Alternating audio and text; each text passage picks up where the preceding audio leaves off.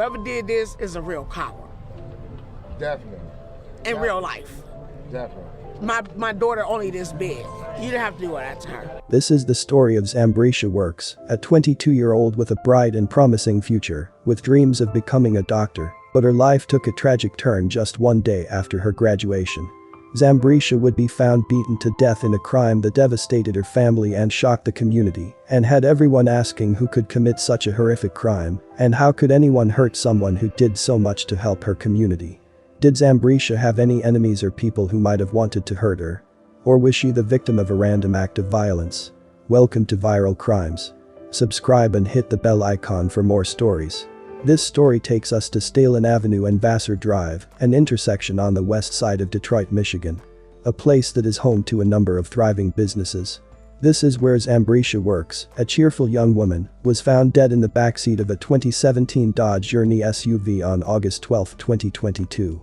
A Detroit family searching for answers tonight after their loved one was found beaten to death inside of a car. Police say they made the discovery Friday on the city's west side, and tonight family and friends held a vigil in the hopes that someone can come forward and help solve the case. Who we here for? Vigil! It had to be somebody she knew, or, she just wasn't that type of person.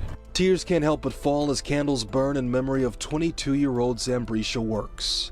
Her body was disturbingly found after she had been beaten to death and left in the backseat of a 2017 Dodge Journey on Stalen near Vassar. Her mother, Luana, is hurting the most.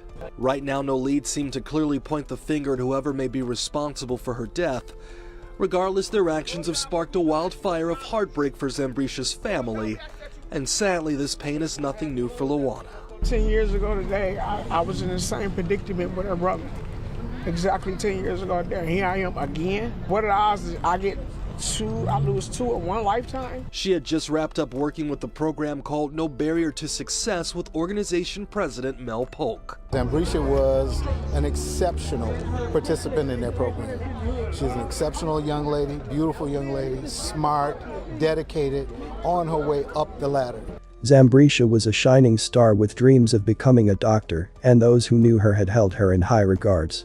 She was a driven intern with the Detroit Fire Department and was affectionately called Breezy by her close friends and colleagues. She was a cut above the rest, standing out due to her unwavering dedication and hard work.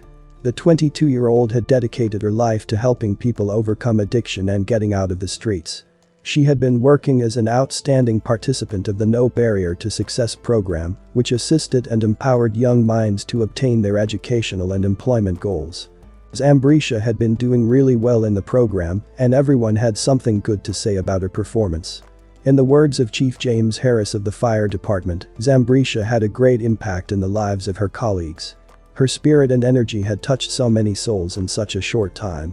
She had so much love for the fire department as well as the citizens of Detroit.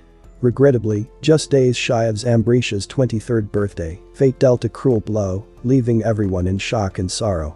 She was found by her grief-stricken brother, who broke down at the sight of his sister's battered and bruised body. The investigation by the police led them to a man in his 40s. After a thorough investigation, this is what came to light. Zambrecia had been brutally assaulted and shot multiple times by 46-year-old Gregory Reynolds Jr., with whom Zambrecia had a heated argument on August 11, just a day before her death. He was arrested and charged with 1 count of first-degree murder, 1 count of felon in possession, and 2 counts of felony firearm, due to his alleged actions. The judge also noticed something quite sinister about Reynolds. He was a repeated offender.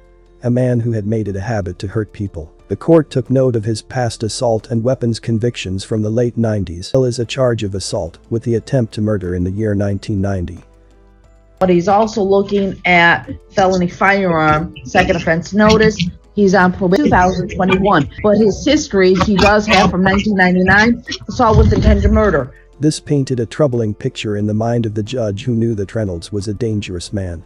As the drama in the courtroom proceeded, the weight of the situation became undeniable, and the courtroom atmosphere hung heavy with sorrow.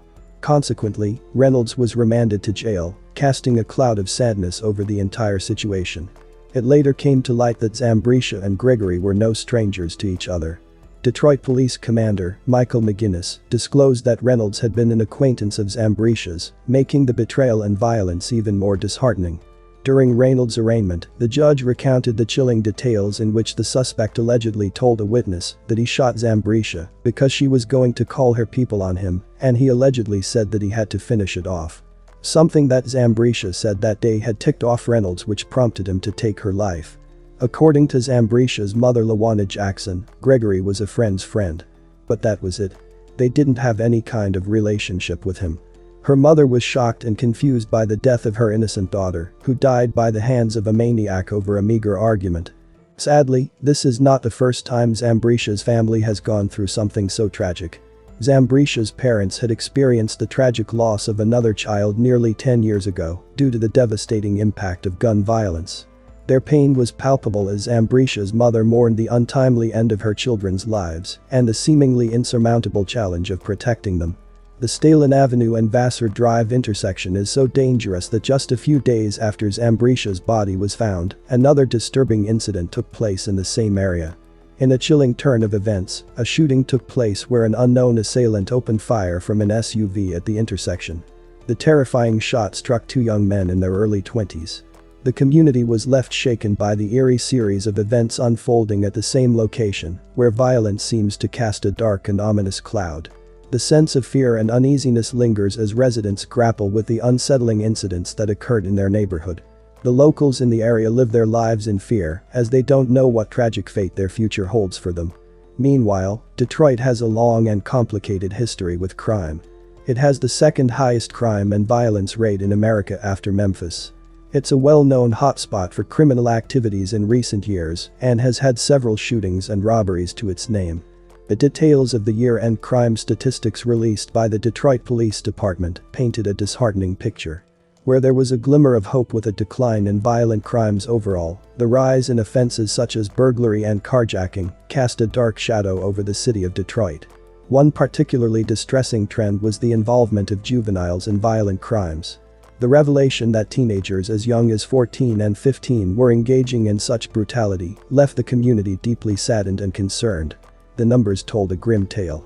1,064 non-fatal shootings in 2021 compared to 959 in 2022. Young teens were involved in the majority of these crimes. Police Chief James White's plea to the community resonated deeply, expressing the pain of living in such a violent environment where the youth's future is stained by negativity and darkness. In the midst of this troubling situation, organizations like Detroit Impact's Shoot with Cameras and Not Guns program aimed to provide an alternative path, focusing on life and offering guidance to the young generation desperately seeking direction. Amidst the somber statistics, another saddening revelation was the high involvement of young girls in criminal activities. The realization that the city's youth, both boys and girls, were at risk of heading down destructive paths struck a chord of empathy and concern among locals. People living in Detroit anxiously wait for answers and hopes of restoring a sense of security and peace in their neighborhoods. But for that to happen, certain changes need to be implemented. Poverty, gun violence and gangs make it difficult for the people of Detroit to get out of the system. To add fuel to the fire, police-community relations in Detroit have been strained for many years, and this has made it difficult for the police to effectively fight crime. However, there are certain things that can be done to reduce crime in Detroit, like investing in economic development and improving education. Because when people have jobs and opportunities, they are less likely to commit crimes. Making Detroit a safer place is a challenge, but it is one that can be met. What happened to Zambrecia was really unfortunate and deeply saddening. Gregory did not have to take her life over an argument. She was just a bright and talented young woman with a bright future ahead of her, and sadly her life was tragically cut short in a senseless act of violence. Her death was a great tragedy.